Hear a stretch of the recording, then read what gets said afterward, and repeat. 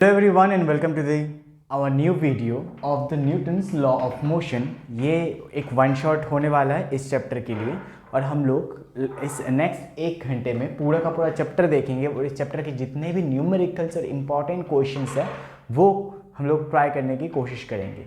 इस चैप्टर से एक 5 मार्क का क्वेश्चन आने वाला है इस साल, जैसे कि मुझे पता है एटलीस्ट केंद्रीय विद्यालय के बारे में मुझे पता है और केंद्रीय विद्यालय में इस साल इस चैप्टर से एक 5 मार्क्स का क्वेश्चन आने वाला है। तो जल्दी से जल्दी हम लोग इस चैप्टर के सारे जो टॉपिक्स है उनको देखने की कोशिश करेंगे। उसके बाद हम लोग ट्राई करेंगे जो कि कुछ इंपॉर्टेंट क्वेश्चंस है हम लोग उसको प्रैक्टिस कर सके, ठीक है। तो इस चैप्टर में न्यूटन्स फर्स्ट लॉ और न्यूटन्स लॉ ऑफ मोशन है। तो इस चैप्टर में बेसिकली हम लोग को सबसे पहला जो चीज़ पढ़ना है वो है न्यूटन्स के लॉ। और न्यूटन्स का आपको पता होगा 3 ही लॉ है, ठीक है। न्यूटन का क्या है 3 लॉ, एक है फर्स्ट लॉ, दूसरा second law and third one is the third law, ठीक है। अब इन 3 लॉज के बारे में हम लोग सबसे पहले बात करेंगे। न्यूटन का जो फर्स्ट लॉ है वो क्या बोलता है कि एक ऑब्जेक्ट है, ठीक है, ये एक ऑब्जेक्ट है, अगर ये रेस्ट पे है, ये अभी मूव नहीं कर रहा है, ठीक है, तो तब तक ये रेस्ट में रहेगा जब तक बाहर से इसमें कोई एक्सटर्नल फोर्स ना लग जाए। ये बाहर से एक एक्सटर्नल फोर्स है, इंटरनल फोर्स से कुछ नहीं होगा। इसके अंदर चाहे जितना भी फोर्स लग जाए, ठीक है, कुछ ये नहीं हिलेगा, ठीक है। आप अगर बस के अंदर बैठ के बस को धक्का मारेंगे तो बस आगे नहीं चलेगा, ठीक है। आपको उसको बाहर से धक्का मारना पड़ेगा, एक्सटर्नल फोर्स देना पड़ेगा, तभी ये जाके मूव करेगा, ठीक है। और ये एक और हो सकता है कि अगर ये मूव कर रहा हो, ये क्या कर रहा है अभी देखिए मूव कर रहा है, तो ये तब तक नहीं रुकेगा जब तक इसको मैं एक उल्टा फोर्स दे के रोकने की कोशिश ना करूं, ठीक है। एक्सटर्नल बाहर से एक फोर्स आके इसको रोकने की कोशिश कर रहा है, तभी ये क्या हो सकता है रुक सकता है। तो ये हो गया न्यूटन का फर्स्ट लॉ। तो फर्स्ट लॉ का स्टेटमेंट जो है वो मैं नहीं लिख पा रहा हूँ, लेकिन आप लोगों को अच्छे से पढ़ के जाना है। इसका स्टेटमेंट आपको पढ़ के जाना है। तो इसका स्टेटमेंट जो है वो क्या बोलता है कि फर्स्ट लॉ के according an object keeps on tried to be in its own state of motion or rest until and unless an external force is applied to that object, ठीक है। तो ये हो गया हम लोगों का फर्स्ट लॉ। फर्स्ट लॉ के बाद हम लोगों का जो सेकंड लॉ है और जो सबसे इंपॉर्टेंट लॉ है वो है हम लोगों का सेकंड लॉ, ठीक है। सेकंड लॉ में न्यूटन ने एक बेसिक सा चीज बोला है, देखिए ये है हम लोगों का फोर्स, ठीक है। अब ये एक बॉडी है जो कि एग्जाम्पल के लिए बोल रहा हूँ 5 मीटर पर सेकंड से चल रहा है। इसका वेलोसिटी कितना, वेलोसिटी है इसका 5 मीटर पर सेकंड। अब अगर मैं इसको पीछे से धक्का दे दूँ, इधर से मैंने इसको फोर्स लगा दिया, क्या लगता है इसका वेलोसिटी बढ़ेगा, ठीक है। ऑब्वियसली ये 5 से क्या हो सकता है, 5 से ये बढ़कर हो सकता है कि ये 11 या फिर 12 जो भी है आपका, हम लोग मान लेते हैं कि 12 मीटर पर सेकंड हो गया। तो इसका वेलोसिटी क्या हो गया, इंक्रीज हो गया। हो सकता है अगर मैं यही फोर्स, इसी फोर्स को मैं उल्टा डायरेक्शन में लगा देता, इस डायरेक्शन में लगा देता, अब ये बॉडी तो चल रहा है इस तरफ 5 मीटर पर सेकंड से ही, लेकिन मैंने फोर्स इसको उल्टा इस तरफ लगा दिया, तो क्या हो जाएगा, इसका स्पीड डिक्रीज हो जाएगा। ये 5 से घट के हो सकता है 1 मीटर पर सेकंड हो जाए। तो स्पीड बढ़ रहा है, घट रहा है, जो भी हो रहा है वो किसकी वजह से हो रहा है, फोर्स की वजह से। फोर्स लगा रहा हो तभी इसका फोर्स जो है वेलोसिटी है वो बढ़ रहा है, और फोर्स लगा रहा हो तभी इसका वेलोसिटी जो है वो घट रहा है, ठीक है। यानी कि फोर्स जो है वो डायरेक्टली प्रोपोर्शनल है किसके, वेलोसिटी के। लेकिन इन्होंने ये नहीं बोला था, न्यूटन ने ये नहीं बोला था, न्यूटन के सेकेंड लॉ के अकॉर्डिंग जो फोर्स है वो डायरेक्टली प्रोपोर्शनल है rate of change of momentum से, ठीक है। तो rate of change of momentum, rate जब भी हम लोग फिजिक्स में बात करते हैं हम लोग क्या करते हैं, उसको हम लोग टाइम से डिवाइड कर देते हैं। तो रेट जो है डेल पी, उसको हम लोग डेल टी से डिवाइड कर रहे हैं, तो हम लोग को क्या मिल जाएगा, फोर्स मिल जाएगा। तो force is directly proportional to del P by del T. यहाँ से क्या इक्वेशन आ जाएगा, फोर्स इज इक्वल टू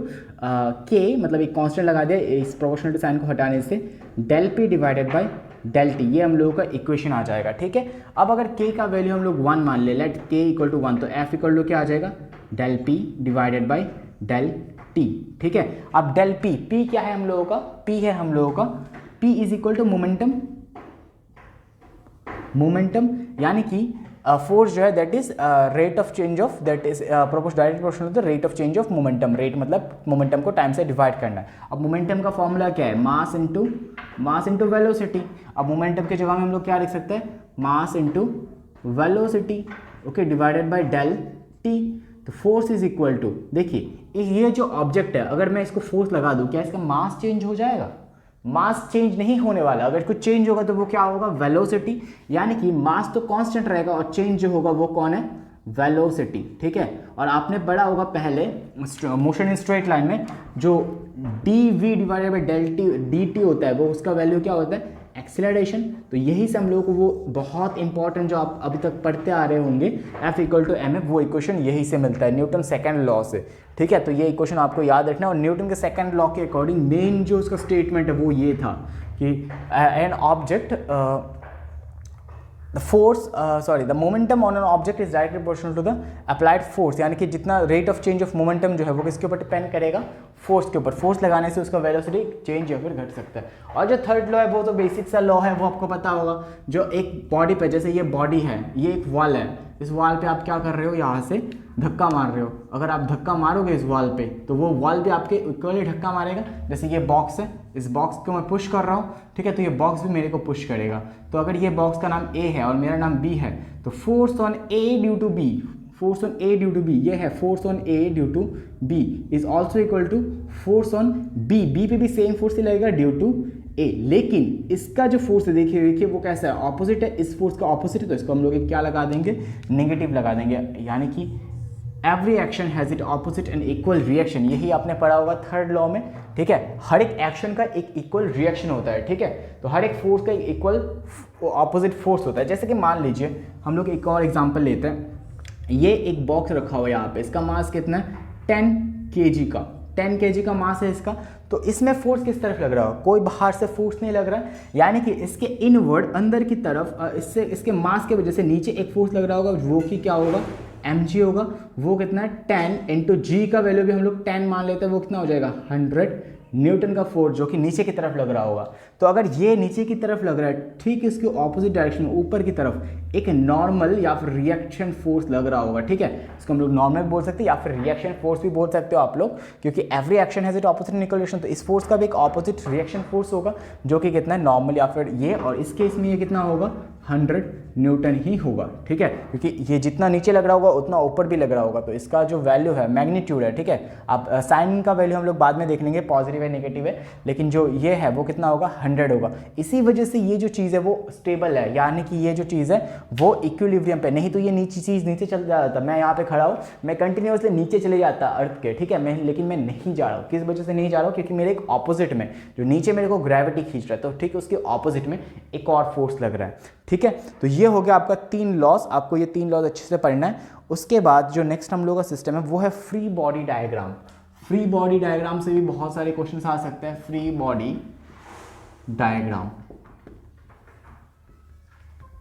देखिए फ्री बॉडी डायग्राम इस चैप्टर का एक बेसिक सा बहुत इंपॉर्टेंट कॉन्सेप्ट है। नीट जेईई और बार बार सीबीएसई में ये क्वेश्चंस पूछे जा रहे हैं, ठीक है। तो आपको अच्छे से पढ़ना है। फ्री बॉडी डायग्राम मतलब क्या, देखिए जैसे मैं यहाँ पे एक ये ले रहा हूँ और इसमें एक बॉक्स बना दिया और यहाँ पे दूसरा बॉक्स बना दिया, 2 बॉक्स हम लोगों ने बना दिया।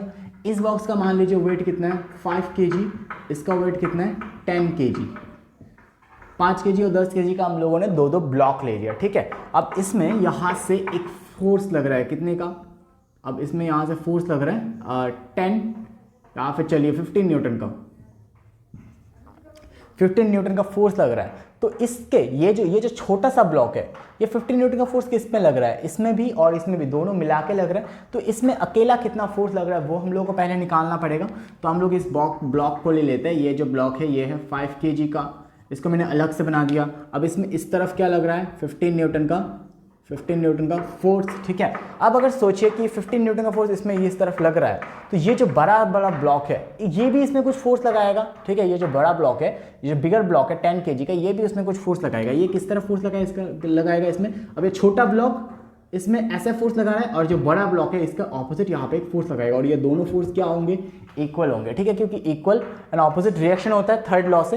तो यहाँ पे जो फोर्स लगेगा, ये छोटा ब्लॉक इसमें फोर्स लगाएगा और ये बड़ा ब्लॉक इसमें फोर्स लगाएगा, दोनों पे फोर्स लगाएंगे। मेरे को कौन सा चाहिए, मेरे को यहाँ पे बस ये वाला फोर्स चाहिए, ठीक है। ये वाला फोर्स कितना मान लीजिए, दिस फोर्स इज टी मान लीजिए। चलिए अभी के लिए इसको हम लोग क्या मान लेते हैं, टी। तो इसमें टोटल कितने फोर्स लग रहा है, एक फोर्स तो है 15 न्यूटन का, एक फोर्स है टी न्यूटन का, और इसका वेट जो है वो टी। अब ये जा किस तरफ रहा है, मान लीजिए इसका एक्सीलरेशन जो है वो इस तरफ हो रहा है, ठीक है। ये मूव किस तरफ कर रहा है, इस तरफ। यानी कि इसमें और इसमें दोनों में ग्रेटर कौन है, अगर ये ग्रेटर हो जाता तो इस तरफ चलने लगता, इसका जो रिएक्शन फोर्स है वो अगर ज़्यादा होता तो ये उल्टा चलने लगता। जैसे कि मैं गाड़ी को धक्का मार रहा हूँ और मैं उल्टा चलते जा रहा हूँ, ठीक है, गाड़ी मुझे पुश कर रहा है, तो उस केस में क्या होगा, उस केस में मेरा जो कार है उसका रिएक्शन फोर्स ज़्यादा है as compare to my action force, ठीक है।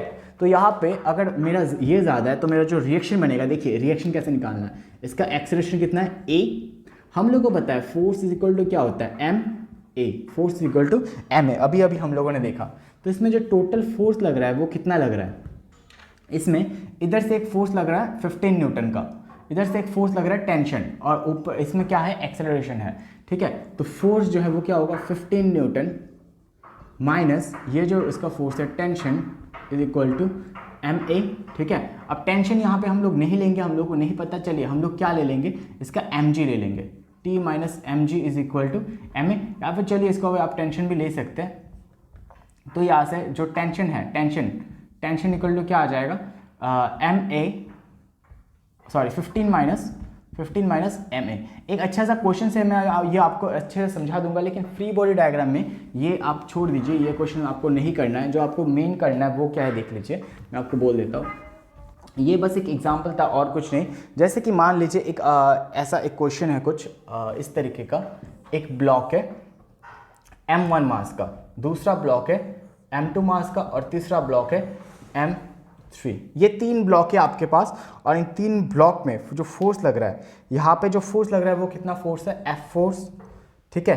अब यहाँ पे जो फोर्स लगेगा वो कितना लगेगा, देखिए F/2 ड्यू टू 1, ठीक है, सॉरी ये F/, इसमें ये दोनों मिला के इसमें फोर्स लगाएंगे तो F/1 ड्यू टू 2 and 3, ठीक है। तो यहाँ पे एक फोर्स लगेगा F/1 ड्यू टू 2, और यहाँ पे एक फोर्स लगेगा F/2 ड्यू टू 3। ये जो 3 नंबर बॉडी है ये भी इसमें कुछ फोर्स लगाएगा इस तरीके से, ठीक है, और इसके दोनों में एक ऑपोजिट फोर्स भी लगेगा। ओके, ये दोनों फोर्स आ गए। तो यहाँ से अगर आपको एक्सेलरेशन, कभी आपको एक्सेलरेशन पूछ ले तो मैं एक्सेलरेशन का आपको सिंपल सा फॉर्मूला बोल देता हूँ। एक्सेलरेशन का फॉर्मूला क्या होता है, F equal to M A. तो यहाँ से अगर एक्सेलरेशन निकालना हो क्या हो जाएगा, F डिवाइडेड बाई एम, ठीक है। अब देखिए फोर्स तो इसमें एक ही है, फोर्स इसमें एक ही है, लेकिन मास कितने, 3, m1 m2 और m3। तो तीनों मास को क्या कर देना, आपको ऐड कर देना, इसको आपको क्या मिल जाएगा, एक्सेलरेशन मिल जाएगा। तो ये आपके किसी भी एक ऑब्जेक्ट के लिए अगर ऐसे ऑब्जेक्ट आपको दे दे और उसका एक्सेलरेशन पूछ ले, आपको क्या करना है, फोर्स डिवाइडेड बाई मास, ठीक है। ये हो गया। इसमें देखिए एक क्वेश्चंस मैं आपको दिखा दूंगा थोड़ी देर बाद, आपको जब हम लोग क्वेश्चंस कर रहे होंगे। अभी हम लोग एक और एग्जांपल लेते हैं कि अगर मान लीजिए ये जो ब्लॉक्स है इनके बीच में ये m1 था हम लोगों का, दूसरा m2 और ये तीसरा m3, इन तीनों के बीच एक स्ट्रिंग है, ठीक है, ये स्ट्रिंग है। अब इस तरफ कितना फोर्स लग रहा है, मान लीजिए इस तरफ जो फोर्स लग रहा है वो है F, ठीक है, F फोर्स लग रहा है। तो इसमें अभी हम लोगों को क्या निकालना है, एक्सेलरेशन निकालना हो तो हम लोग कैसे निकालेंगे, सिमिलरली एक्सेलरेशन का फॉर्मूला क्या होता है, acceleration is equal to force divided by total mass 1 plus mass 2 plus mass 3। ये तीनों मास को हम लोगों को जोड़ देना है, हम लोगों को क्या मिल जाएगा, एक्सेलरेशन मिल जाएगा, बिल्कुल इसके ऊपर की तरफ। लेकिन यहाँ पे बीच में कुछ क्या लगेगा, टेंशन्स लगेंगे। ये टेंशन्स अगर आपको निकालने के लिए बोले तो हम लोग कैसे निकालेंगे, तो यहाँ पे क्या लग रहा है, टेंशन 1, और यहाँ पे क्या लग रहा है, टेंशन 2। स्ट्रिंग है, रस्सी में टेंशन लगता है, और टेंशन क्या होता है, टेंशन भी फोर्स ही होता है। जो टेंशन 1 होगा उसका वैल्यू क्या होगा, देखिए टेंशन 1 यहाँ पे जो लग रहा है वो किसके वजह से, कौन से मास, ये किस को खींच रहा है, ये जो टेंशन 1 है, ये टेंशन 1। अच्छा पहले हम लोग टेंशन 2 निकाल लेते, देखिए टेंशन 2 किसके वजह से लग रहा है, सिर्फ इस मास की वजह से लग रहा है। ये किसको, ये जो रस्सी है ये बस इसको खींच रहा है और किसी को नहीं, ठीक है। तो टेंशन इसके वजह से लग रहा है, तो इसका एक बेसिक सा फॉर्मूला हो जाएगा, ये टेंशन में फोर्स ही है तो फोर्स का क्या होता है, मास इनटू एक्सेलरेशन। लेकिन इसका मास कौन सा मास होगा, बस ये वाला मास, यानी कि m1 इनटू एक्सेलरेशन। लेकिन अगर हम लोग टेंशन 2 निकालने जाएंगे, टेंशन 2, तो इसके लिए फॉर्मूला क्या आ जाएगा, ये दोनों मास को आपको ऐड करना है, क्योंकि ये जो रस्सी है ये दोनों को खींच रहा है, देखिए। तो m1 plus m2 into acceleration, तो ये आ गया हम लोगों का टेंशन 2, ठीक है। तो ये टेंशन 1 और टेंशन 2 ये भी आपको फॉर्मूलाज याद रखने हैं, ठीक है। इसके बाद हम लोग आगे बढ़ेंगे और हम लोग ये देखेंगे, ओके। उसके बाद हम लोगों को लिफ्ट का प्रॉब्लम देखना है, ठीक है। लिफ्ट का प्रॉब्लम भी आपके लिए बहुत इंपॉर्टेंट है, लिफ्ट का प्रॉब्लम भी आपको आ सकता है क्वेश्चंस में। हम लोग कोशिश करेंगे, क्योंकि इस चैप्टर से 5 मार्क का क्वेश्चन आ रहा है, तो हम लोग कोशिश करेंगे कि जल्दी से जल्दी पूरा चैप्टर को ख़त्म करके जितने भी 5 मार्क्स के क्वेश्चंस आ सकते हैं, पॉसिबल क्वेश्चंस, उनको हम लोग एक बार प्रैक्टिस करें। नहीं आए तो मेरे को गाली नहीं देना है, लेकिन आ सकता है, ठीक है। तो आपको अच्छे से उनको प्रिपेयर करके जाना है, क्या पता आ जाए, क्योंकि मैं जो करवा रहा हूँ वो इंपॉर्टेंट क्वेश्चन है। तो नाउ लिफ्ट का प्रॉब्लम देखिए, लिफ्ट या फिर किसी भी हैंगिंग सिस्टम के लिए, हैंगिंग सिस्टम, किसी भी लिफ्ट या फिर हैंगिंग सिस्टम के लिए, ये मान लीजिए आपके पास एक क्या है, लिफ्ट है, ये दूसरा लिफ्ट और ये तीसरा लिफ्ट। तो इसके अंदर तीनों में मैं खड़ा हुआ ऐसे, ये रहा,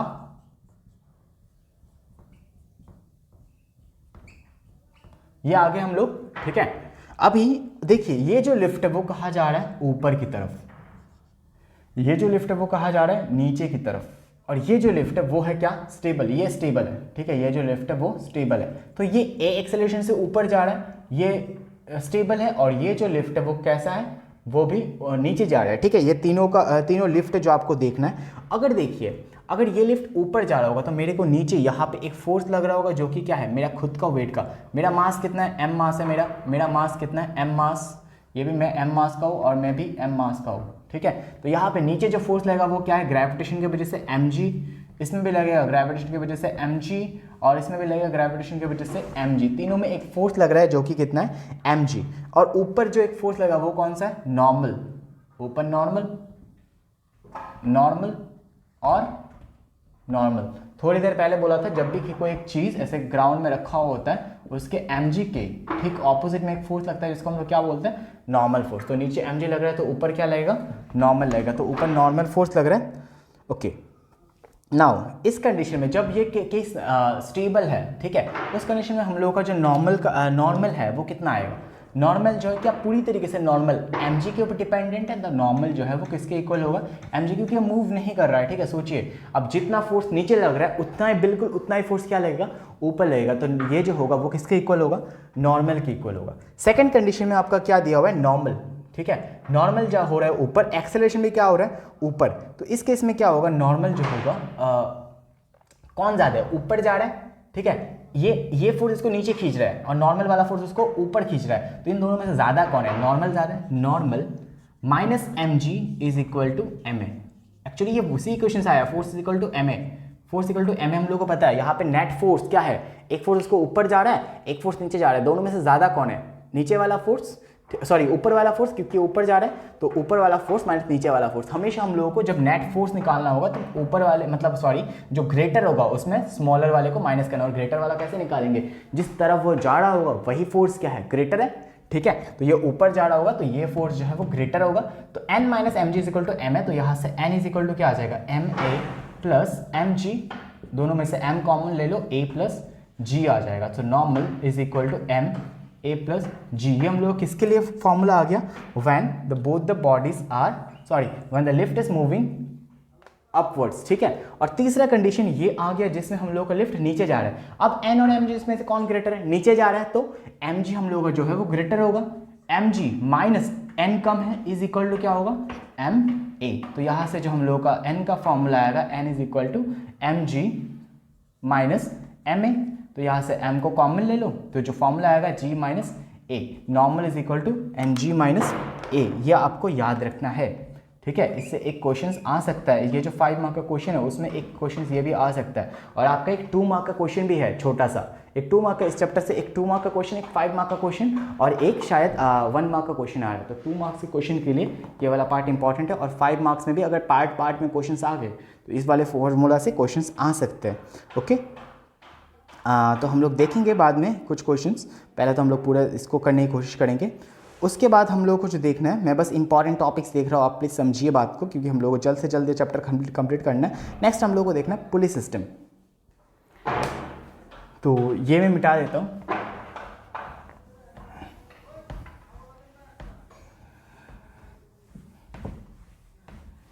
पुलिस सिस्टम में से भी एक क्वेश्चन आपका बन सकता है। पुलिस सिस्टम एक मंकी वाला प्रॉब्लम है जो कि 5 मार्क्स के लिए आपके लिए बहुत इंपॉर्टेंट है, मैं वो आपको बताऊंगा। वो पुलिस सिस्टम, पुली क्या है आप जानते होंगे, पुली मतलब क्या है, देखिए एक ऐसा कुएं में, पहले ज़माने के जो कुएं होते थे, कुएं में एक ऐसा लगा होता था रिंग सा, जिससे हम लोग पानी ऐसे खींच के उठाते थे, ठीक है, तो उसी को हम लोग पुली बोलते हैं। तो ये एक पुली हो गया, इसमें क्या लगा हुआ है ऐसे, दिस इज़ द रोप, ये एक रस्सी ऐसे पुली में लगा हुआ है, ठीक है। इस तरफ मान लीजिए एक मास लगा हुआ है M1 और इस तरफ एक मास लगा हुआ है जो कि कितना है M2। तो इस पुली में 2 मास है और हम लोग एज्यूम कर रहे हैं as M2 is greater than M1। हम लोग एज्यूम कर रहे हैं कि ये जो मास है M2 वाला, देखिए मैंने थोड़ा सा बड़ा बनाया तो M2 जो है वो ग्रेटर है। तो अगर ये ग्रेटर है तो ये किस तरफ नीचे जाएगा, ये पुली है यहाँ पर, ये पुली ऑब्वियसली ये इस तरफ नीचे जाएगा क्योंकि इसका मास ज़्यादा है, ठीक है। अब हम लोग को इसमें नेट फोर्स देखना है। एक तो यहाँ पे क्या लग रहा होगा, ग्रेविटी लग रहा होगा M2G, यहाँ पे भी ग्रेविटी लग रहा होगा M1G, ठीक है। और इसमें इस रस्सी में एक टेंशन लग रहा होगा, किस तरीके से, ये रस्सी में टेंशन लग रहा होगा। तो ये टेंशन है जो कि इस रस्सी में लग रहा है। तो हम लोगों को क्या निकालना है, मान लीजिए हम लोगों को ये एक्सेलरेशन निकालना है और इस पुली में हम लोगों को क्या निकालना है, पुली के लिए टेंशन निकालना है। ये टेंशन कितना है, T और T, ठीक है। बिल्कुल इजी है, बिल्कुल इजी तरीके से करवाएंगे। अब देखिए इन दोनों में से पहले की जैसा आपको सोचना है, इन दोनों में से नीचे किस तरफ जा रही है, इस तरफ, ठीक है। तो इस सिस्टम का लिए आप एक फ्री बॉडी डायग्राम बनाइए। ये मेरा M2 है, ठीक है, M2 बॉडी है। इसके लिए ये नीचे जा रहा है M2G से, ऊपर जा रहा है, ऊपर वाला जो रिएक्शन फोर्स है वो कौन सा है, T, ठीक है। और इसका एक्सेलरेशन भी किस तरफ लग रहा है, A। क्या ये बिल्कुल इसकी तरह सेम लग रहा है, इसकी तरह ऊपर एक फोर्स लग रहा है, नीचे एक फोर्स लग रहा है। अब देखिए नीचे किस तरफ, मतलब जा किस तरफ रहा है, नीचे, यानी कि कौन सा ज़्यादा है, T ज़्यादा है या फिर M2G। M2G ज़्यादा है क्योंकि नीचे जा रहा है M2G से, T को माइनस करने is equal to MA, force is equal to MA। जो नेट फोर्स है वो क्या होगा, इन दोनों का नेट फोर्स, ठीक है। इन दोनों से ज़्यादा कौन है, ये माइनस ये इज इक्वल टू MA, ठीक है। तो यहाँ से अगर मैं टेंशन निकाल लूँ, टेंशन इक्वल टू क्या आएगा, mg माइनस MA, तो m is equal to g minus A।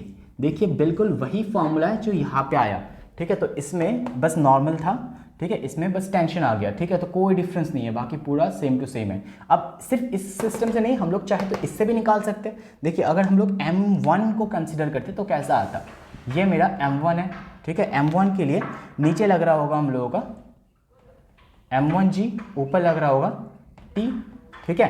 तो अभी देखिए ज़्यादा कौन है यहाँ पे, ये ऊपर जा रहा है, इस तरफ से एक्सेलरेशन ऊपर हो रहा है, इस तरफ से अगर नीचे हो रहा था हुआ तो इस तरफ से ये ऊपर जा रहा होगा। तो यहाँ पे ज़्यादा है T minus M1G is equal to MA।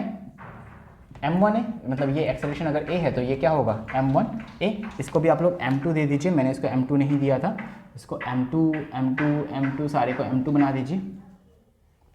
ये आ गया हम लोगों का M2, ठीक है। अब इसके लिए अगर टेंशन निकालेंगे तो टेंशन क्या आएगा, देखिए टेंशन इज इक्वल टू ये M1A प्लस M1G, यहाँ से M1 कॉन्स्टेंट ले लीजिए, A प्लस G कॉमन। तो ये आ गया हम लोगों का फॉर्मूला नहीं है, ऐसे आप लोग इसके लिए भी क्या निकाल सकते हैं, टेंशन निकाल सकते हैं। देखिए इस सिस्टम को हम लोग इसी तरीके से भी ऐसे भी कर सकते थे। अगर सोचिए कि ये जो सिस्टम है, इस सिस्टम को हम लोग ऐसे ही बना सकते थे ना कि एक रस्सी है बीच में, इस तरफ मेरा जो मास है वो M2 है, इस तरफ जो मेरा मास है वो कितना है M1।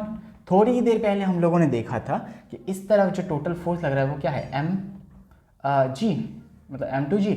इस तरफ जो फोर्स लग रहा है वो क्या है M1G, ठीक है। एक्सेलरेशन इस तरफ हो रहा है, ओके। और जो हम लोग का और कुछ इसमें चाहिए टेंशन, हाँ टेंशन हम लोग को ये टेंशन निकालना है। किसी भी एक बॉडी को ले लीजिए या फिर टोटल, चलिए टोटल को ले लीजिए। टोटल के लिए हम लोग को पता है जो हम लोग का एक्सेलरेशन है वो क्या होता है, F equal to MA। Total force कितना है इसमें, फोर्स अगर नेट फोर्स निकालेंगे, देखिए क्या है M, इस तरफ लग रहा है M2, इस तरफ लग रहा है M1, दोनों में से ग्रेटर इस तरफ M2G है क्योंकि इस तरफ जा रहा है। नेट फोर्स क्या होगा, net force net is equal to क्या होगा, मान लीजिए यहाँ पे लग रहा है F1, ये है F2, F1 plus F2 is equal to MA। Force क्या है, ये देखिए ये है पॉजिटिव फोर्स यानी कि M2G, इस तरफ नेगेटिव फोर्स यानी कि minus M1G is equal to MA। इसमें से हम लोग किसको, G को कॉमन ले सकते हैं, क्या आएगा M2 minus M1 divided by इस तरफ M के जगह में हम लोग को टोटल मास लेना है दोनों का, M1 प्लस M2, ठीक है। जगह नहीं है मेरे पास, इसको मैं थोड़ा सा इस तरफ लिख देता हूँ, M2G minus M1G is equal to M1 plus M2A, ठीक है। इस तरफ क्या बचेगा, अब ये M1 प्लस M2 इस तरफ आएगा तो नीचे आएगा M1 plus M2 into A। ये हम लोगों का फॉर्मूला आ गया, ठीक है। इस फॉर्मूला से भी हम लोग इस क्वेश्चन को सॉल्व कर सकते थे, ठीक है। लेकिन हम लोगों को फॉर्मूला से करने का कोई ज़रूरत नहीं है, इतना बड़ा फॉर्मूला आपको याद रखना पड़ेगा अगर इस क्वेश्चन से आपको करना है तो। लेकिन फॉर्मूला से अच्छा है कि आप ऐसे ही कर लीजिए डायरेक्ट। तो एक क्वेश्चन मैं आपको बता देता हूँ, आप एक क्वेश्चन देख लीजिए यहाँ से, इसी टॉपिक से।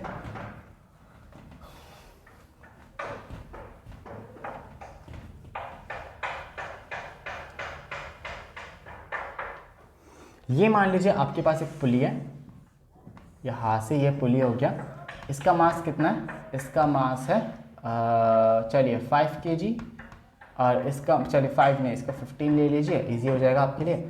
और ये हो गया 5 kg का, ये 15 और ये 5 kg का। तो इसमें एक्सेलरेशन आपको निकालना है, ये किस तरफ जा रहा होगा, इस तरफ भारी है तो इस तरफ जा रहा होगा, एक्सेलरेशन लग रहा होगा इधर इस तरफ a लग रहा है, तो इस तरफ क्या नीचे क्या लग रहा होगा mg m1g, और इस तरफ लग रहा होगा m2g। यहाँ पे क्या लग रहा है, टेंशन लग रहा है। हम लोगों को क्या निकालना है, एक्सेलरेशन निकालना है, ये एक्सेलरेशन और ये टेंशन निकालना है, ठीक है। सबसे पहले एक्सेलरेशन निकाल लेते हैं। ये वाला सिस्टम या फिर ये वाला सिस्टम कोई सा भी आप कंसिडर कर सकते हैं। मैं कौन सा करूँ आप बोलिए, मैं ये वाला कर लेता हूँ। चलिए अगर मैं इस सिस्टम को कंसिडर करूँ, इसके लिए फ्री बॉडी डायग्राम सबसे पहले मैं बनाऊंगा।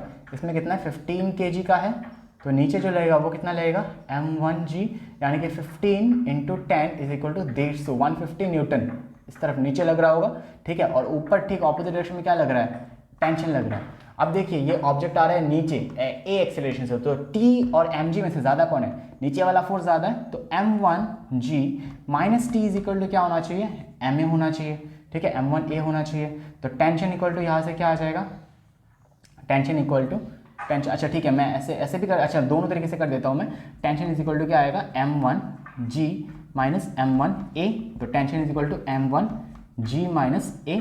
m1 कितना है 150, g कितना है 10, माइनस a कितना है, देखिए a तो हम लोग को a निकालना था ना, ठीक है। a निकालना है तो हम लोग को दूसरा तरीका लगाना पड़ेगा, we have to use another method. देखिए सॉरी, मैं यहाँ पे t निकालने लग गया था, तो a निकालने के लिए आपके पास एक छोटा सा फॉर्मूला वहाँ पे मैंने दे दिया, a इज इक्वल टू क्या है, g into m2 minus m1 divided by m1 plus m2, ठीक है। तो g देखिए इस फॉर्मूला से अगर हम लोग निकालते हैं तो g हम लोग को पता है 10, m2 है 15, m1 है 5, और ये कितना होगा 15 प्लस 5, तो ये जो होगा वो क्या होगा 10 इंटू 15 माइनस 5, 10 डिवाइडेड बाई ये हो जाएगा 20, 0 से 0 कटेगा, इससे ये कटेगा तो 5, यानी कि मेरा जो एक्सेलरेशन वो क्या आएगा, कितना आएगा 5 मीटर पर सेकेंड स्क्वायर, ठीक है। इसको मैं दूसरे सिस्टम से भी निकाल के दिखा सकता था आपको, लेकिन टाइम लग जाएगा, इससे अच्छा है कि आप ये फॉर्मूला से ही देख लो, ठीक है। ये आ गया हम लोगों का एक। दूसरा हम लोगों को टेंशन चाहिए होगा, तो टेंशन इज इक्वल टू क्या होगा, यहाँ पे हम लोगों ने अभी इक्वेशन देखा था, इस सिस्टम के लिए जो होगा वो क्या आएगा, m1g या फिर m1g minus tension is equal to क्या होगा, m1a। तो tension is equal to m1g minus a।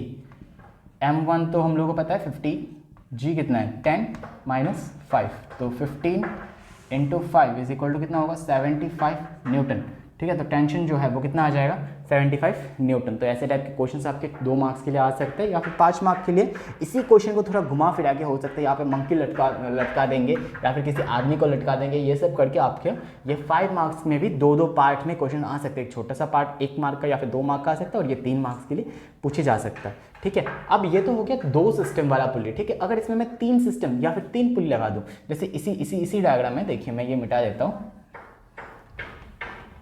और इसी डायग्राम में मैं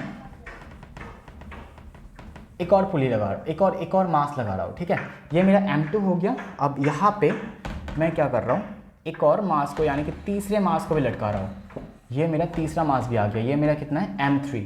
अब इसमें कितने मास है टोटल, ये m1 है, m2 है और m3 है, नीचे जा रहा है इस तरफ। तो यहाँ पे एक टेंशन, तो यहाँ पे T1 आ गया, यहाँ पे दूसरा एक और टेंशन आएगा जो कि क्या होगा, ये T1 मान लीजिए, तो ये क्या हो जाएगा T2।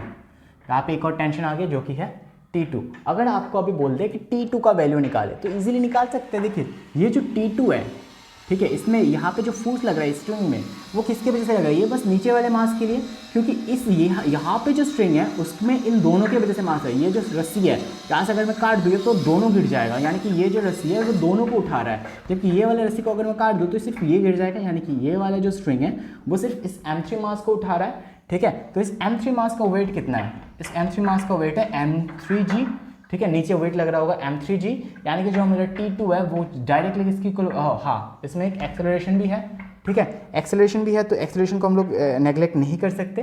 तो इसके लिए हम लोग का जो ये है इक्वेशन है वो क्या आ जाएगा, अगर कोई एक्सेलरेशन नहीं होता तो direct 2 is equal to m3g हो जाता है, लेकिन एक्सेलरेशन है, इसके वजह से हम लोग t3 minus m3g is equal to क्या आ जाएगा, इज इक्वल टू m3a, ठीक है। अब मेरे को अगर यहाँ से t निकालना हो, अच्छा ठीक है, मैं ये सब ना करके आपको डायरेक्ट फॉर्मूला से बता देता हूँ, डायरेक्ट फॉर्मूला से आपके लिए और इजी हो जाएगा।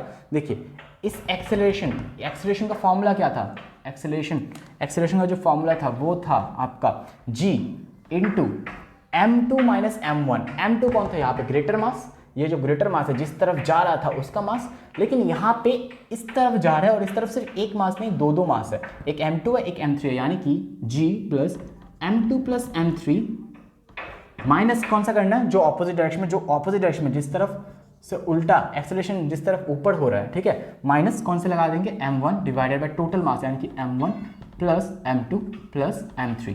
अब एक्सेलरेशन आ गया आपके पास, एक्सेलरेशन आ गया तो अभी हम लोग t निकाल सकते हैं इजीली, इस फॉर्मूला से आपको एक्सेलरेशन निकालना है, उसके बाद तो t इजीली निकल जाएगा। देखिए यहाँ पे टेंशन क्या होगा, यहाँ पे m3 ज़्यादा है, m3g is minus t is equal to m3g minus t is equal to ma, तो यहाँ से अगर टेंशन निकालेंगे तो कितना आएगा m3g माइनस a, यहाँ से t2 इजीली निकल जाएगा, ठीक है। फिर इस वाले सिस्टम को आप लोग एज्यूम कर लेना, इस वाले सिस्टम से हम लोग t1 निकाल सकते हैं। देखिए t1 कैसे निकलेगा, यहाँ पे कौन ज़्यादा है, यहाँ पे ये ऊपर जा रहा है, यानी कि टेंशन ज़्यादा है, tension minus m1g is equal to m1a, तो यहाँ से टेंशन अगर मैं निकाल लूँ m1a minus m plus m1g, तो यहाँ से क्या आ जाएगा m1a प्लस g, हम लोगों का टेंशन के लिए फॉर्मूला आ जाएगा। तो ये दोनों के दोनों फार्मूलास आपको याद रखना है। तो पुलिस सिस्टम में यही तक है, आपका क्वेश्चंस आ सकते हैं इस पुलिस सिस्टम से, आप देख लीजिएगा। उसके बाद हम लोगों को इंक्लाइंड सरफेस पे, ठीक है। अच्छा उससे पहले मैं आपको फ्रिक्शन की बात कर देता हूँ, फ्रिक्शन और हम लोग को मोशन इन इंक्लाइंड प्लेन भी पढ़ना है, ठीक है। मोशन इन इंक्लाइंड प्लेन मतलब जैसे देखिए किसी एक तरफ अगर एक सरफेस उठा हुआ है, ठीक है, ऐसे कुछ स्लैंटेड है, जैसे पहाड़ी से गाड़ी नीचे ला रहे हो, तो उस सिस्टम में हम लोगों का जो मोशन होगा वो कैसे होगा वो भी हम लोगों को पढ़ना है।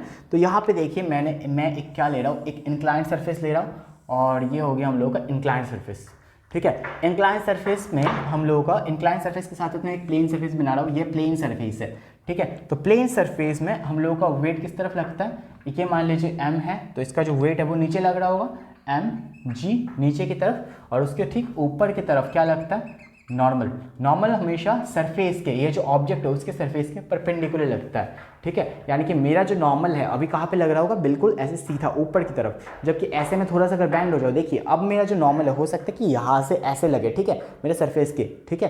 तो ये डिपेंड करता है कि ये ऑब्जेक्ट कैसा है, तो इसके लिए नॉर्मल इस तरफ लग रहा होगा, ओके।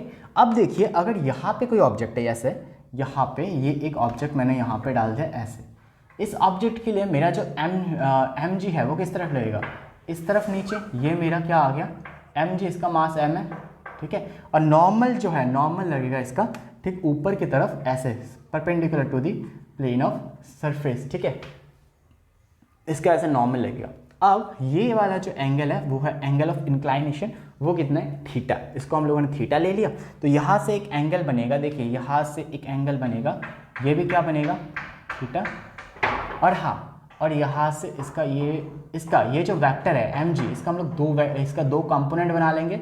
एक हो गया ये mg cos थीटा, क्योंकि ये थीटा के साथ वाला है, और ये वाला क्या हो जाएगा mg sin थीटा। मैंने आपको पहले ही बताया था कि जो कंपोनेंट थीटा के साथ होता है, जैसे ये हो गया, ठीक है, इसका जो एंगल के साथ जो वाला वेक्टर होता है, ए हो गया ये, और इसका जो थीटा के साथ होता है वो हमेशा क्या होता है, एक cos थीटा, और ये वाला क्या होगा, a sin theta. mg cos theta mg sin theta कर लिया हम लोगों ने, ठीक है। अब देखिए अगर ये चीज़ ऐसे है, लटका हुआ है, और अगर मैं क्या करूँ, मेरे पास ये मान लीजिए एक कॉपी है, ठीक है, इस कॉपी में मैं इस चीज़ को ऐसे रख रहा हूँ, ठीक है, ये देखिए गिर रहा है, इंक्लाइंड है, फिर भी नहीं गिर रहा, लेकिन एक टाइम पे अगर मैं इसको थोड़ा ज़्यादा उठा दूँ तो ये गिरने लग जाता है, मतलब स्लाइड होने लग जाता है, ठीक है। तो ये कौन इसको जब तक मैं इतना उठा के रखा हूँ, इसको कौन रोक रहा है, इसको फ्रिक्शन रोक रहा है, ठीक है। तो इसका जो ऑपोजिट डायरेक्शन है, तो नीचे अगर इसको ये वाला फोर्स इसको ऐसे खींच रहा है नीचे, इसके ये जो mg का जो ये कंपोनेंट है इसको नीचे खींच रहा है, लेकिन इसको रोक के रख रहा है एक और फोर्स जो कि ऊपर की तरफ इसके ठीक ऑपोजिट में लग रहा होगा, वो कौन है? फ्रिक्शन। ठीक है, यहाँ पे फ्रिक्शन लग रहा है ऊपर की तरफ जो इसको रोक रहा होगा। ठीक है, तो फ्रिक्शन का जो वैल्यू है वो किसके इक्वल होगा? फ्रिक्शन का वैल्यू अगर हम लोग यहाँ पे कैलकुलेट करने जाएंगे तो फ्रिक्शन का जो वैल्यू है वो आता है म्यू इंटू नॉर्मल। ये जो नॉर्मल है इसके साथ अगर हम लोग म्यू इंटू कर दें तो हम लोगों को क्या मिल जाता है? फ्रिक्शन मिल जाता है। ठीक है, तो ये इसको हम लोग इंक्लाइंड प्लेन और साथ ही साथ फ्रिक्शन का भी लेक्चर मान सकते हैं। दोनों को मैं साथ में ही पढ़ा रहा हूँ। ठीक है, इंक्लाइंड प्लेन और साथ साथ में फ्रिक्शन। तो फ्रिक्शन किस तरफ लग रहा है? Opposite direction of the motion के ऑपोजिट डायरेक्शन में। अब फ्रिक्शन देखिए, बेसिकली हम लोग फ्रिक्शन का जो कोएफिशिएंट है वो 3 तरीके का है, लेकिन अभी के लिए हम लोग बस 2 मान के चल रहे हैं। ठीक है, तो फ्रिक्शन 2 तरीके, एक फ्रिक्शन स्टैटिक और दूसरा फ्रिक्शन काइनेटिक। फ्रिक्शन स्टैटिक मतलब क्या? जब तक वो ऑब्जेक्ट को मैं ऐसे इंक्लाइन पे रखा था लेकिन वो नीचे नहीं जा रहा था, वो क्या कर रहा था?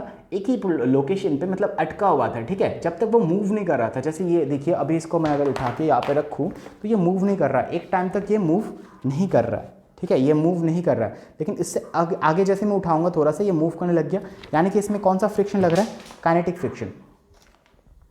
ओके, तो इसमें ये वाला फ्रिक्शन लगना बंद हो गया और कौन सा फ्रिक्शन लग रहा है? Kinetic friction. तो स्टैटिक फ्रिक्शन क्या है? जब तक ये ऑब्जेक्ट मूव नहीं कर रहा है तब तक का जो इसका फ्रिक्शन है उसको हम लोग क्या बोलते हैं? Static friction. और जब ये बिल्कुल मूव करना शुरू कर दे उसको हम लोग क्या बोलते हैं? Kinetic friction. तो उसके लिए हम लोगों का कोएफिशिएंट भी चेंज हो जाता है। कोएफिशिएंट यहाँ पे जो कोएफिशिएंट लगता है, यहाँ पे कोएफिशिएंट लगता है म्यू एस, म्यू स्टैटिक, ठीक है, इंटू एन, और यहाँ पे क्या लगेगा? Mu kinetic into N. Now आप लोग पूछ रहे होंगे कि न्यू एन क्या है? एन इज आवर नॉर्मल, और नॉर्मल देखिए किसके इक्वल है? नॉर्मल बस किसके उल्टा है? ठीक, बिल्कुल opposite, M G cos theta की, यानी कि नॉर्मल जो होगा वो किसके इक्वल होगा? एम जी कॉस थीटा की। जबकि इसमें नॉर्मल जो था वो एकदम प्लेन सर्फेस में किसके इक्वल था? एम जी, लेकिन इसमें किसके इक्वल आ रहा है? एम जी कॉस थीटा के। तो यानी कि फ्रिक्शन स्टैटिक अगर मैं पुट कर दूँ यहाँ पे क्या पुट कर दूंगा? एम जी कॉस थीटा, और अगर काइनेटिक निकालना हो तो एम जी क्या? Cos theta. तो अगर आपको म्यू स्टैटिक दे दे किसी भी क्वेश्चन में, यानी कि वो ऑब्जेक्ट क्या नहीं कर रहा? मूव नहीं कर रहा, लेकिन अगर आपको म्यू काइनेटिक दे दे उसका बेसिक सा मतलब यही है कि वो ऑब्जेक्ट जो है वो क्या कर रहा होगा? मूव कर रहा होगा, मोशन में होगा। ओके ओके, उसके बाद अभी हम लोगों को ये वाला छोटा सा बेसिक सा टॉपिक हम लोगों को क्लियर हो गया होगा। अभी हम लोगों को यहाँ से और जो करना है फ्रिक्शन। हाँ, फ्रिक्शन देखिए, स्टैटिक फ्रिक्शन, और ये मैं लिखवा देता हूँ एक बार।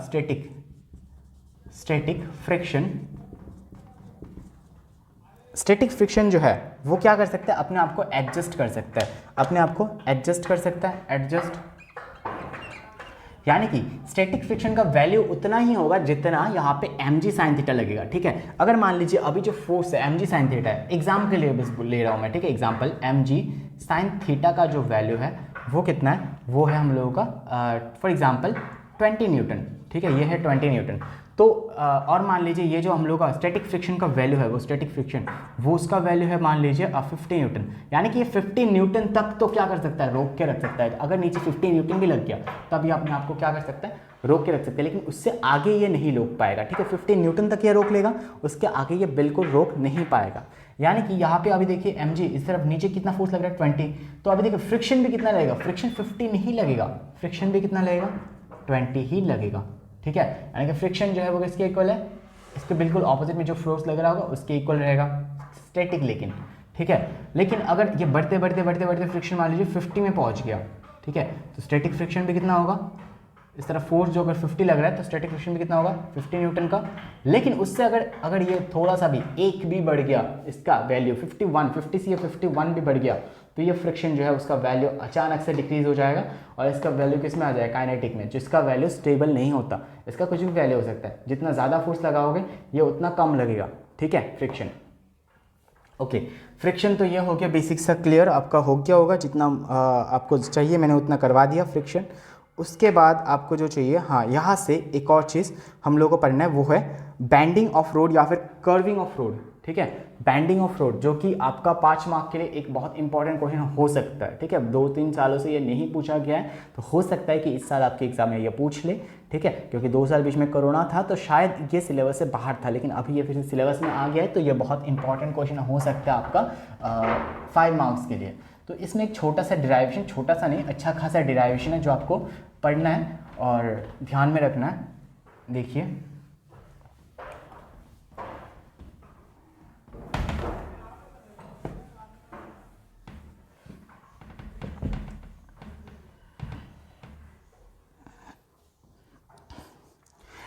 Bending of road, bending of road,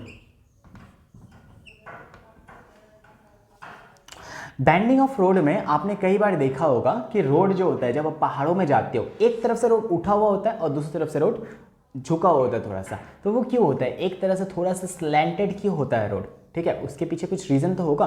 तो वो बेसिक रीज़न एक ही चीज़ है कि हम लोगों का, ये मान लीजिए एक रोड है,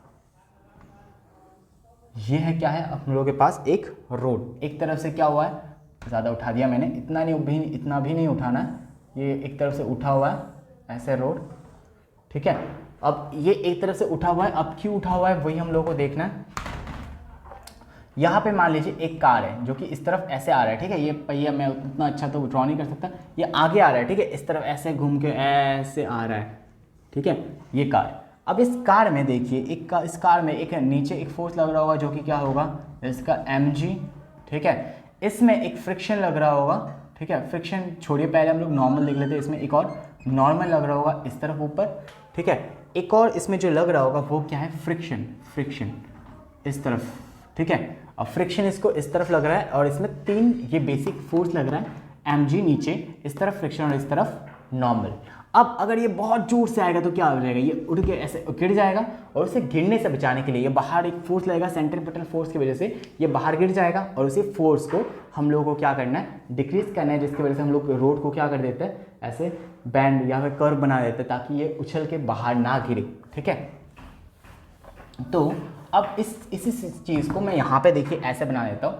ये हम लोगों के पास नॉर्मल एक फोर्स है, ऐसे हम लोगों के पास क्या है,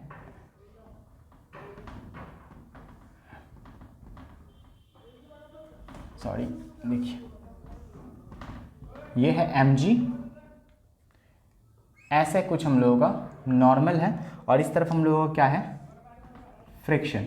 ठीक है, अब इस mg का हम लोग 2 कंपोनेंट बना सकते हैं। एक तो आपको पता होगा mg जो ऐसे लगता है बिल्कुल, ये mg cos थीटा, और इस तरफ एक और बना सकते हैं कंपोनेंट इसका जो कि क्या होगा, mg इस तरफ। इसको मैं, अच्छा ठीक है, इसको मैं आगे बना देता हूँ ऐसे करके, ये ऐसे जाते जाते जाते जाते mg साइन थीटा। ठीक है, ये mg sine theta cos theta आ गया। अब इस नॉर्मल का भी 2 कंपोनेंट होगा, एक तो ये वाला कंपोनेंट इसका n कॉस थीटा, और इस तरफ एक फोर्स लग रहा होगा नॉर्मल का जो कि क्या होगा, n साइन थीटा। ठीक है, फ्रिक्शन भी देखिए, फ्रिक्शन भी अपने आप को 2 कंपोनेंट में डिवाइड करेगा, एक तो ये वाला कंपोनेंट इसका और दूसरा एक ये वाला कंपोनेंट फ्रिक्शन का। ठीक है, ये मान लीजिए थीटा एंगल है तो ये क्या हो जाएगा, f cos थीटा, इस तरफ नीचे जो लग रहा होगा वो क्या होगा, f sin थीटा। ये आपको अच्छे से ये डायग्राम एक बार पोज करके आराम से देख लेना है। 2x स्पीड में इसको नहीं देखना है, आपको आराम से ये डायग्राम कैसे ड्रॉ किया है वो देख लेना है। यानी कि इसका ये जो डायरेक्शन देखिए, इस डायरेक्शन में 2 फोर्स लग रहा है और n sin थीटा और f cos थीटा। ठीक है, और इसका देखिए ठीक ऑपोजिट डायरेक्शन में यहाँ पे इसको कौन खींच रहा होगा, बाहर से एक फोर्स खींच रहा होगा जो इसको निकाल के रोड से फेंकना चाहता है। तो मुझे ये जो फोर्स है उसकी इक्वल करना है या फिर इससे ज़्यादा करना है ताकि ये ऐसे उड़ के ना गिर जाए। इस तरफ जो फोर्स है उससे इसको क्या करना है, ज़्यादा करना है। ठीक है, तो सबसे पहले हम लोग देख लेते हैं ये जो ऊपर वाला फोर्स लग रहा है नॉर्मल, वो किसके इक्वल है, ऊपर वाला n cos थीटा जो है, क्या ये n cos theta is equal to mg plus f sin theta की इक्वल है। देखिए ऊपर लग रहा है n cos थीटा और नीचे क्या क्या लग रहा है, f sin थीटा और mg। ठीक है, ये दोनों लग रहा है। ओके, अब इस तरफ बाहर की तरफ क्या लग रहा है, बाहर की तरफ लग रहा है एक फोर्स जो कि कितने, कौन सा फोर्स है, ये फोर्स है सेंट्रीपिटल फोर्स। और सेंट्रीपिटल फोर्स का आप लोगों को फॉर्मूला पता होगा, सेंट्रीपिटल फोर्स इसको बाहर फेंकना चाहता है। सेंट्रीपिटल फोर्स का फॉर्मूला क्या है, mv²/r। ठीक है, mv²/r।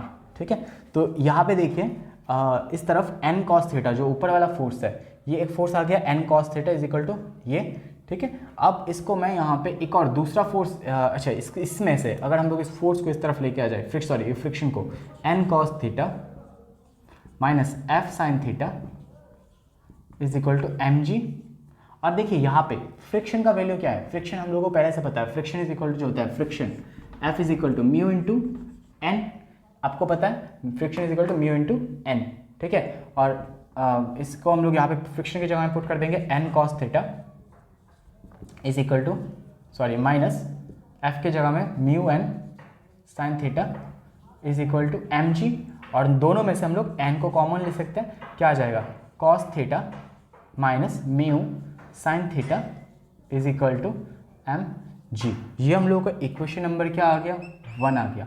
ओके ये कौन सा फोर्स था, ये ऊपर वाले फोर्स, ये वाला फोर्स और ये वाला फोर्स। ओके नाउ ये आ गया हम लोग का इक्वेशन नंबर 1। अभी हम लोग इस तरफ चलते, देखिए अभी हम लोग को दूसरे ये वाला देखना है, ये स्ट्रेट लाइन में जो चल रहा है, ये एक स्ट्रेट लाइन देखा, ये एक्स एक्सिस में, इन एक्स एक्सिस में लिख देता हूँ, सॉरी ये वाई एक्सिस वाला था, स्ट्रेट लाइन वाला था ना, वाई एक्सिस, और इन एक्स एक्सिस में हम लोगों को क्या करना है, देखिए एक्स एक्सिस में एक तरफ फोर्स लग रहा है ये और दूसरी तरफ लग रहा है M V square by R. तो हम लोग ऐसे लिख सकते हैं एन साइन थीटा, इस तरफ कौन कौन सा फोर्स लग रहा है, एन साइन थीटा और F cos theta, plus F cos theta is equal to ये वाला फोर्स, यानी कि ये कौन सा फोर्स है हम लोगों का, सेंट्रीपिटल फोर्स, एफ लिख देता हूँ मैं, बाद में इसको जगह में मैं क्या लिख दूंगा, M V square by R. तो देखिए n तो n होगा साइन थीटा, f का वैल्यू हम लोग को पता है क्या है, म्यू n, इसके जगह में क्या लिख सकते हैं, mu n cos theta is equal to M V square by R. यहाँ पे m क्या है, मास, v है वेलोसिटी और r है इसका रेडियस। देखिए रेडियस कहाँ से कहाँ तक, इसके यहाँ से लेके इसका जो सेंटर है, ये जो कर्व है, इसका पूरा रेडियस जो है उसको हम लोग क्या ले लेते हैं, r ले लेते हैं, ठीक है। तो अभी देखिए म्यू के जगह में हम लोग क्या पुट कर सकते हैं, सॉरी इन दोनों में से हम लोग क्या कॉमन ले सकते हैं, n को कॉमन ले सकते हैं, n को कॉमन ले लेंगे तो क्या आ जाएगा, sine theta plus mu cos theta is equal to M V square by R. ये हम लोगों का क्या आ गया, इक्वेशन नंबर 2। यहाँ पे एक इक्वेशन है हम लोगों का X axis, sorry Y axis से, यहाँ पे एक इक्वेशन है हम लोगों का एक्स एक्सिस से। अभी हम लोगों को क्या करना है, बेसिक यहाँ पे इक्वेशन 2 को इक्वेशन 1 से डिवाइड कर देना है। इक्वेशन 2 क्या है, देखिए इक्वेशन 2 लिख रहा हो N sine theta plus mu cos theta is equal to M V square by R, ठीक है। अब इक्वेशन 1 क्या है, इक्वेशन 1 है N cos theta minus mu sine theta is equal to M G. यहाँ पे क्या क्या कटेगा, कुछ चीज़ें बेसिक चीज़ें काटना है आपको, m से n कटेगा, m से m कटेगा, फाइनली आपके पास बचेगा क्या, फाइनली बचेगा आपके पास ये वाला sine theta plus mu cos theta divided by cos theta minus mu sine theta is equal to V square by, ये आर नीचे आ जाएगा तो आर जी। अभी देखिए इस इक्वेशन को हम लोग सिंप्लीफाई करने के लिए क्या कर देंगे, सबके नीचे कॉस से डिवाइड कर देंगे। वही हम लोग यहाँ पे सबके नीचे कॉस से डिवाइड कर रहे हैं, sine theta divided by cos theta plus mu divided by cos theta divided by cos theta, उसके भी नीचे cos theta divided by cos theta minus mu sine theta divided by cos theta is equal to V square by R G. ये आ गया हम लोग के पास, हाँ ठीक है। अब मेरे पास जगह तो बचा है नहीं, तो मैं यहाँ पे इसका यहाँ पे थोड़ा सा मिटा के कोशिश करता हूँ लिखने का, अगर ताकि ये पूरा का पूरा इक्वेशन एक ही बार में जगह हो जाए। तो यहाँ से साइन बाई कॉस क्या होता है, साइन बाई कॉस होता है tan theta minus plus mu, cos by cos हो जाएगा 1 इंटू 1, तो लिखने का जरूरत नहीं है, कॉस बाई कॉस हो जाएगा 1 माइनस म्यू, और साइन बाई कॉस हो जाएगा हम लोगों का tan theta is equal to क्या आ जाएगा, V square by R G. और यहाँ से अगर हम लोग इस आर जी को इस तरफ लेके जाए और वी का वैल्यू निकाले तो वी इक्वल टू क्या आएगा, root over R G tan theta plus mu 1 minus mu tan theta. और ये वाला डिराइवेशन आपका आ सकता है 5 मार्क्स के लिए, ठीक है। ये डिराइव करने के लिए आपको बोल सकता है, ऐसे बोल सकते हैं, derive the equation, find the equation for velocity in a curved road या फिर बैंक रोड। ऐसे आपका एक सिंपल सा क्वेश्चन 5 मार्क के लिए डायरेक्ट पूछा जा सकता है, ठीक है। अब देखिए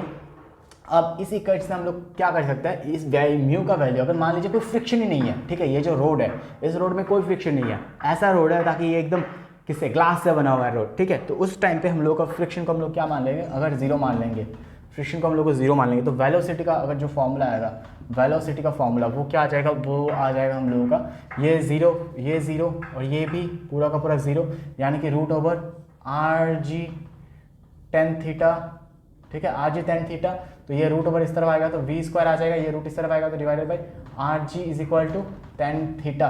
तो यहाँ से हम लोग थीटा का वैल्यू भी निकाल सकते हैं, theta is equal to theta, यहाँ से अगर टेन इस तरफ आ जाएगा तो टेन क्या आ जाएगा, टेन इनवर्स, तो tan theta is equal to V square by R G. ये भी बहुत इंपॉर्टेंट है, इंजीनियर्स जब रोड बनाते हैं, ठीक है, मैं भी एक इंजीनियर हूँ, सिविल इंजीनियर, तो मेरे को पता है कि इंजीनियर जब रोड बनाता है तो इसी फॉर्मूला को यूज़ करके हम लोग क्या बनाते हैं, रोड का जो कितना बैंड होना पड़ेगा इतने एक सफिशिएंट वेलोसिटी को अचीव करने के लिए कि यहाँ से वो गाड़ी इतने स्पीड से जाए तो गिर के यहाँ से उछल के ना गिर जाए, तो उसके लिए हम लोग ये वाला फॉर्मूला यूज़ करते हैं। तो ये बेंडिंग ऑफ रोड का आगे आपके पास इक्वेशन। तो इस चैप्टर में यही एक क्वेश्चन था। एक और क्वेश्चन जो मंकी वाला क्वेश्चन है वो हम लोग क्वेश्चन सॉल्व करते करते देख लेंगे। वो बिल्कुल वही कंसेप्ट है जो कि हम लोग लिफ्ट में लगाया है या फिर हम लोगों ने पुलिस सिस्टम में लगाया है, वो सेम कंसेप्ट है, बस हम लोगों को एक क्वेश्चन करके उसको समझना है, ठीक है। तो वो हम लोग अभी देखेंगे एक कुछ क्वेश्चंस के साथ, इंपॉर्टेंट क्वेश्चन के साथ रेड द आइसेप्ट से। और 5 मार्क के लिए ये एक क्वेश्चन हो गया जो आपको मैं इंपॉर्टेंट दे रहा हूँ, ये 5 मार्क्स के लिए इंपॉर्टेंट है। और 4-5 क्वेश्चन मैं आपको अभी करवा दूंगा जो कि इंपॉर्टेंट हो सकता है 5 मार्क्स के लिए, ठीक है, वो बस मेरा गैस है।